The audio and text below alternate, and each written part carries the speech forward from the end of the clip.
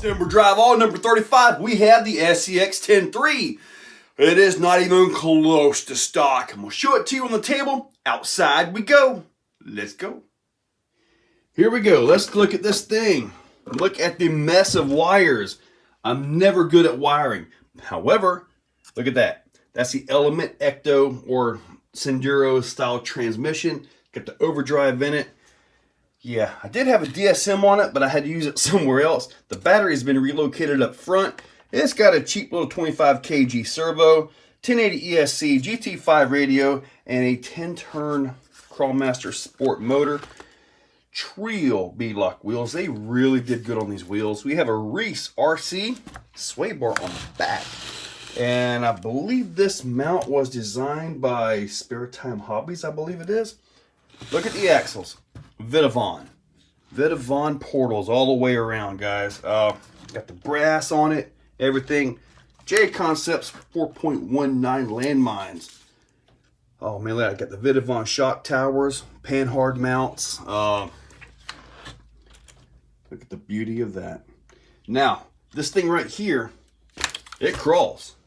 Does not have a lot of speed, but it's really good on the rocks, and that's where we're going. Let's get outside. As is customary, we're going to start on the ramp. Curious to see just how far this thing will go. I say it's getting on up there pretty quick.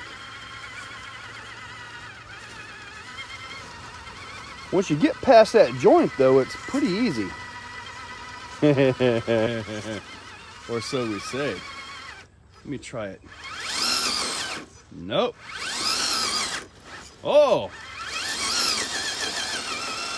Nope, right back to the joint.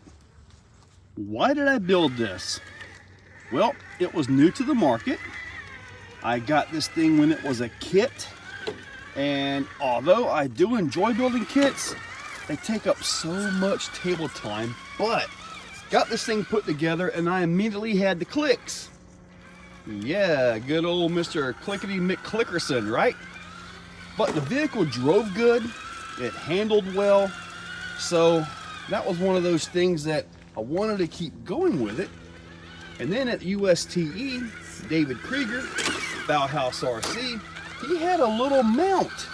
The mount fit right where the stock transmission mounts through them bottom bolts, and it fits a 3-gear transmission.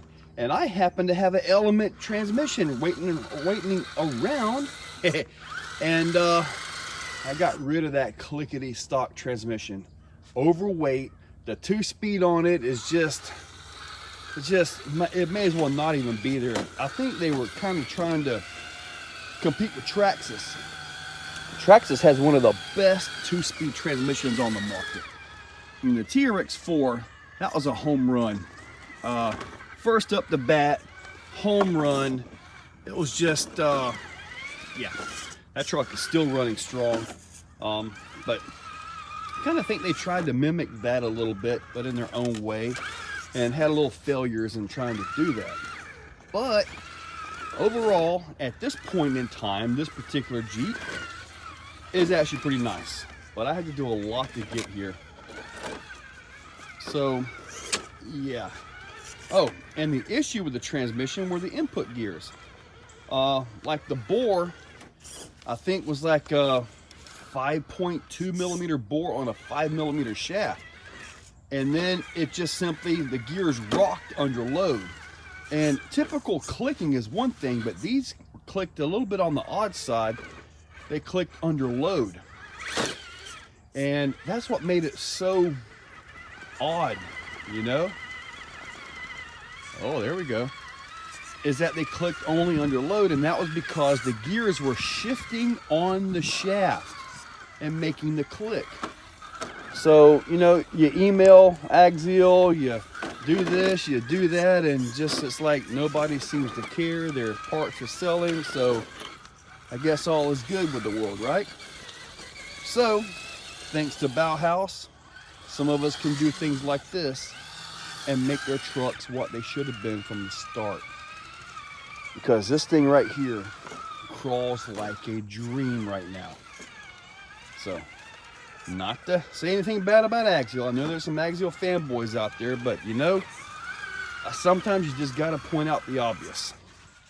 We're gonna try to take it down here. Let me see.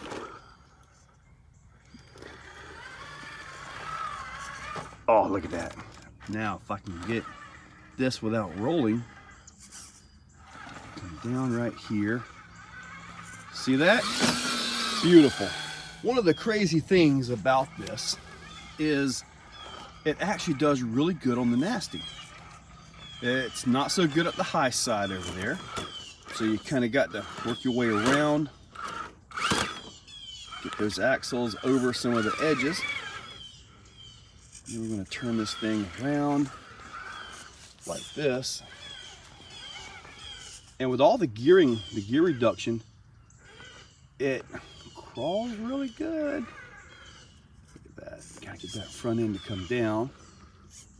Wow, look at that. That was so close to going over.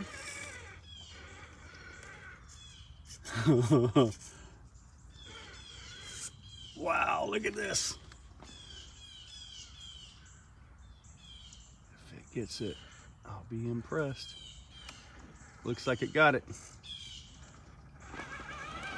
You'd almost think that some of these edges and stuff, right, I put in place just to catch that tire. But no, it's kind of luck. But yeah, it is not the plan. Now, this little guy here, actually, since I did all this, has got a really good history at getting crack-a-doom. Let's see if I get it on the first try, which is kind of amazing. I gotta get that bumper. Gotta watch the backups here, because just about every backup messes you up.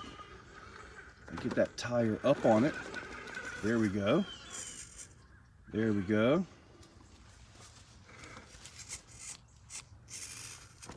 All right, get that to drop in.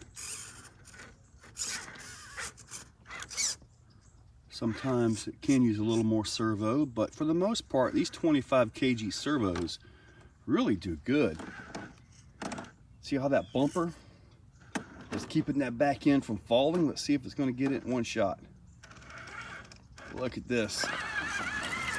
One shot at it. Bumpers, as much as I don't like them things, they really help out. You know, I could probably take that bumper off and probably not get the crack-a-doom.